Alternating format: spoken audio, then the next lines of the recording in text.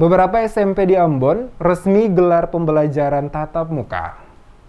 Asisten 3 Setda bersama Kepala Dinas Pendidikan Kota Ambon turun langsung untuk meninjau sejumlah SMP yang resmi menggelar pembelajaran tatap muka atau PTM di Kota Ambon dengan tetap mengedepankan prokes secara ketat. Pantauan tim Demes Media Group di lokasi Sekolah SMP Negeri 6 Ambon pada hari Kamis 6 Januari 2022 terlihat proses PTM pertama hari ini masih dilakukan terbatas yakni 50% secara offline dan 50% masih menggunakan online. Asisten 3 Setda Rulin Purmiasa saat diwawancarai setelah melakukan tinjauan mengatakan seluruh sarana serta proses belajar mengajar sangat baik dan teratur, di mana siswa yang masuk untuk mengikuti pembelajaran hanya 50% dan itu pun dibagi shift. Sesuai mekanisme 50% melakukan PTM dan 50% siswa lainnya mengikuti secara online. Aturan tersebut diatur secara bergantian oleh pihak sekolah masing-masing. Purmiasa berharap dengan proses protokol kesehatan yang diterapkan dan dilakukan secara konsisten, maka perlahan akan menuju kepada PTM 100%,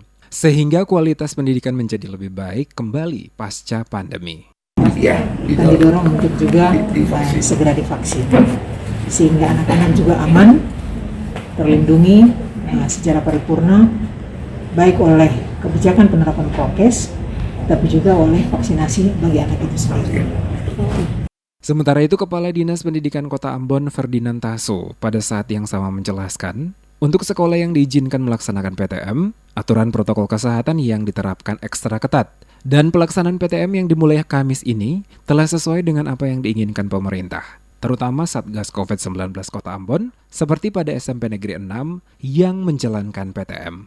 Sementara itu, Kapsek SMP Negeri 6 Ambon, Sefnat Haspers mengatakan, untuk sekolah yang dipimpinnya itu telah memenuhi standar untuk melaksanakan PTM, di mana siswa dan tenaga pendidik yang berada di lingkungan sekolah ini telah divaksin 80%, sehingga dapat melaksanakan PTM.